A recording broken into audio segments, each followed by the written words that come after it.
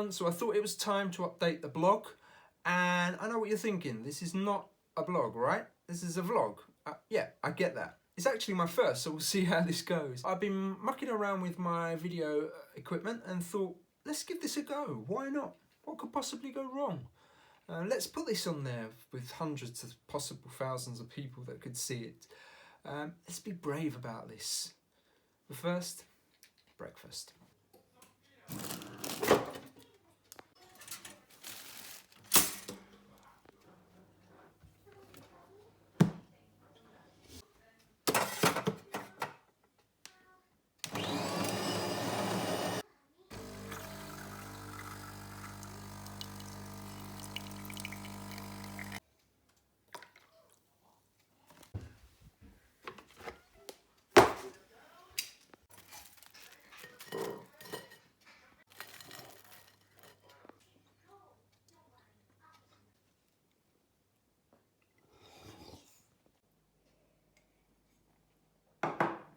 So training through COVID-19 has meant that I've had to make some adjustments to my training. You know, all my goals are out the window, my races are cancelled bar one. You know, it does make you wonder, well, what am I actually training for? What's the point, right? Well, for me, it's quite simple. You know, training and exercise are part of life for me. And it's about not just being healthy physically, but it helps me to be healthy mentally also. So why the hell would I stop? So let's get on to this subject. You know, so how have I adjusted my training during the current situation that we're all facing? You know, am I still training to the same extent as what I was? What am I doing differently? I think the easiest way to go through this is by looking at each sport and each discipline individually. So let's start with swimming. Swimming. Bliss at the moment. You're actually looking at some footage I took 2 years ago. No, swimming is gone. Kaput. Stopped. Whatever you want to call it. I can only dream of swimming like this at the moment. I, like many other triathletes, can't swim at the moment. You know, I've been averaging probably 8 to 9k a week, and that's now gone back down to a big fat 0. I see all these ingenious ideas of people using swim tethers, you know, with their pools in their back garden if they're lucky to have one, or these pop-up pools, and they're great ideas, and I'd love to try one. Unfortunately, I don't have that luxury. Am I worried? Well, actually, no. Swimming for me is one of my strongest areas, and I know that when I do eventually return to the pool, it's probably only going to take me 3 to 4 weeks to get back to where I was. To be honest with you, I'm more concerned at the moment about getting a haircut. So guys, with lockdown restrictions in place, it does mean we can still ride, which is one good thing. And to be honest, the roads are deserted. It's a cyclist paradise at the moment. The weather's just turned, and that's also a good thing because the last few weeks it's been difficult to get out, what with wind, rain. Oh, I'm so pleased that the weather's changed now. This hill's a killer.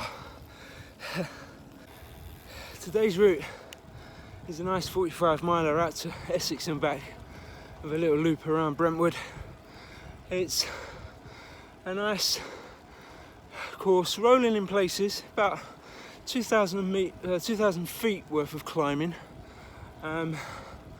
So should take, I don't know, somewhere between 2.5 to 3 hours. Depends how much I stop.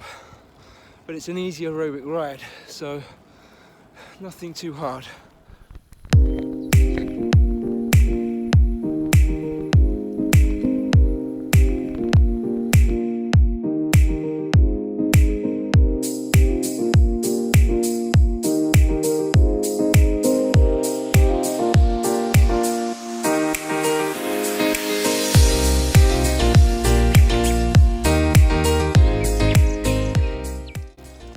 Certainly one thing about this lockdown is it's certainly given me a chance to work on my bike performance.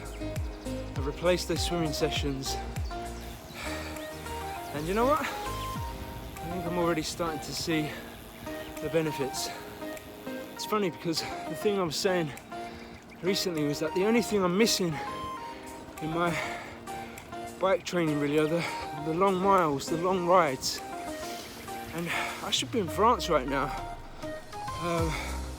laying a foundation for a pool. But let's take this opportunity and use it well. Of course, there are always structured workouts and rides that you can join on Zwift, which I've recently joined. And there's the option of using Trainer Road to do my structured workouts as well. The use of these platforms has no doubt improved my bike performance even more. It's given me that structure and it's allowing me to work on that specific bike fitness. So, that was a Zwift group ride and it's bloody tough. And it's supposed to be an easy ride today. Oh, okay. Recover and a strength session later. Whew. I'm out.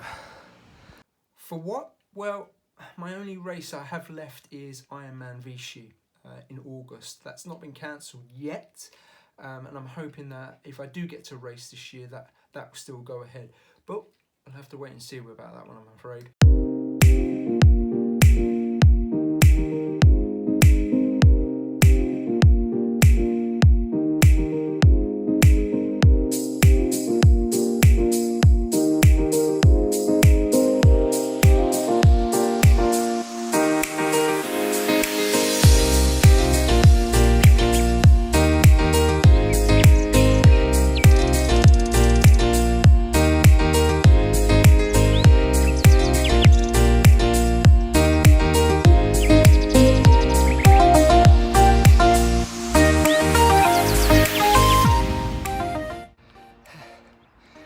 Many of you that follow the blog, and for those that don't, the link is in the description below, will know that I'm just coming back from a small Achilles strain that I picked up in the big half back in the start of March, which was unfortunate really because I had a great winter's training, base training, got lots of miles in the legs and was in some really good run form. I still managed to run a PB in that race, but it was just unfortunate to break down during it. So the last few weeks, it's really been about building up the mileage in the legs again and getting them used to being able to run, frequently. The next few weeks will really consist of doing the same sort of thing.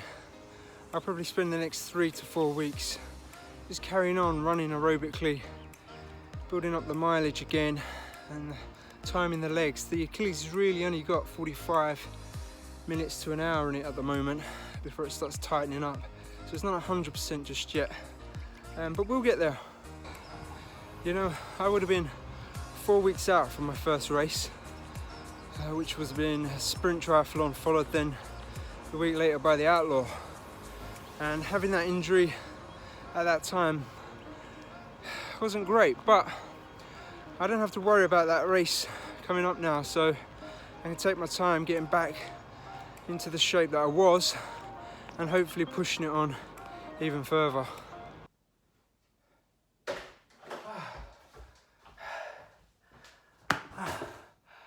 8 miles, longest run since the 1st of March.